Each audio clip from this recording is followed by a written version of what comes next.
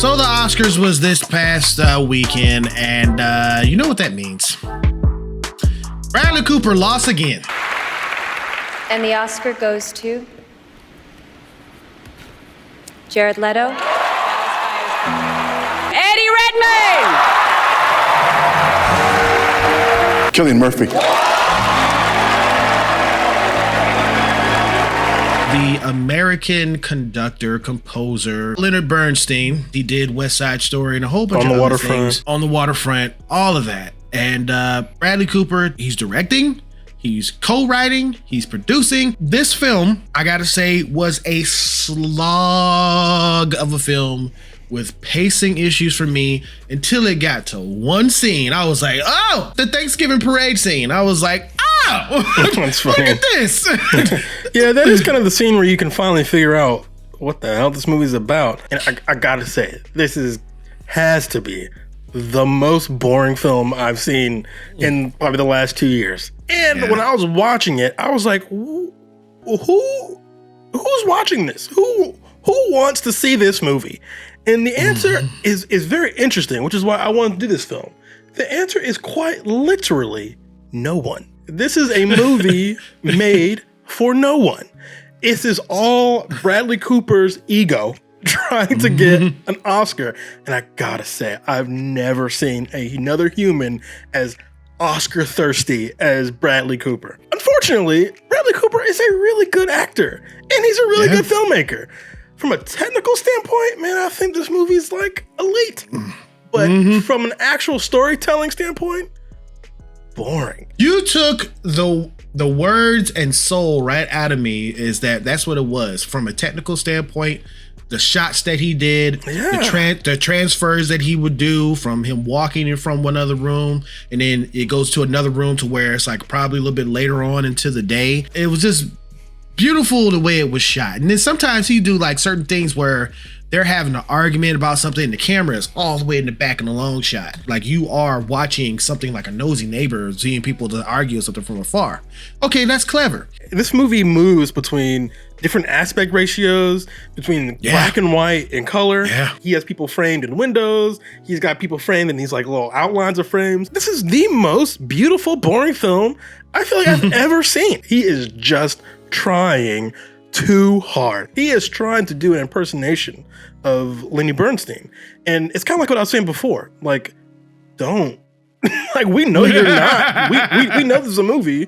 We know you're not actually him. So it's okay. Like, try to capture some other essence of him. We know you're not him, but he tries to nail the vocal cadence. He even put on a potentially offensive fake nose so he looks more like the guy. He needed to not do an impersonation, but do an interpretation. I didn't know anything about Leonard Bernstein before seeing this film.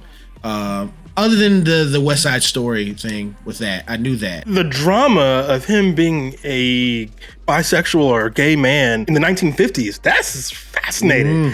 But the most drama that you get with his sexuality is when his daughter begins to suspect, and he has to look his daughter in the eye and lie. That comes almost like over an hour into the film.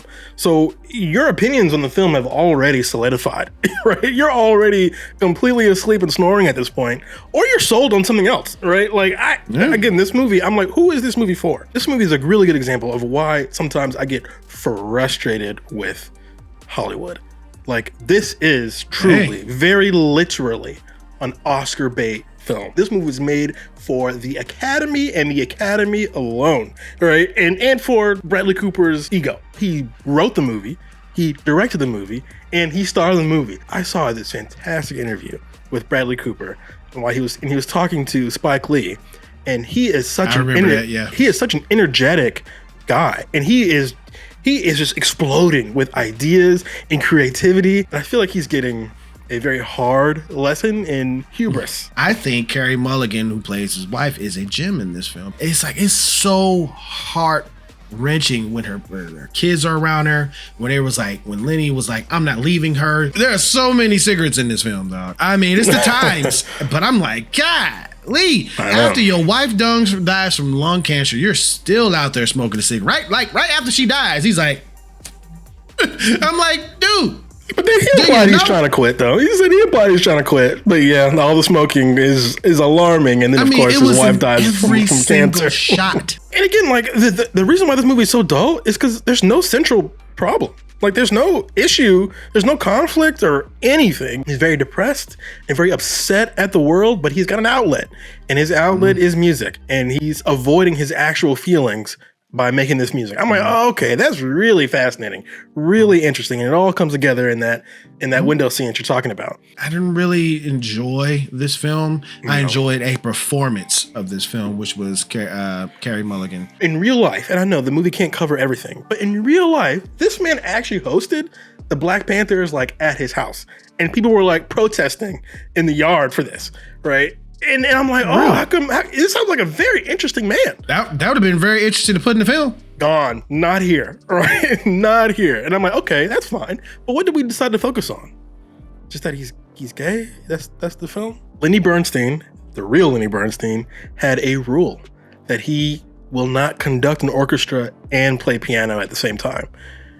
Unfortunately, Bradley Cooper is conducting this orchestra and he's playing lead piano and he wrote all the music. Like, I think if he backs up and just focuses on one thing, personally, I think he's such a fantastic director. I think he should focus on directing over acting. And I think he'd make better films because, frankly, the Academy, as we all know, I say it's all trying to remind people, they don't watch these films. They don't watch them. They just watch clips. And so he was hoping that they would see that, hey, it's a period piece starring a bunch of white people, you know, and look at my body of work. That means Oscar. And usually it does. Movie be damned. And that sucks because I thought the point of the movie was to entertain people. Well, I know I didn't really enjoy this film. I just enjoyed one performance with Carey Mulligan. But hey, more importantly, what do you think about this film? Get in the comments and let us know what you thought about Maestro. Thank you so much for clicking on this video. We really do appreciate you. Our subscriber count is going up. Before we get out of here, I just want to say one of our subscribers, give a shout out to ZQX. We hope you feel better, man, or person get better and, you know, beat that pneumonia, dude. If you're new to seeing our face, please get down there, hit that subscribe button. It's right down there saying hello. And if you did like this video, please hit the thumbs up. It really does help out the channel. Or you get the thumbs down, whichever you choose. It is your opinion, but just remember one thing, it's mostly wrong. See you in another video. Peace.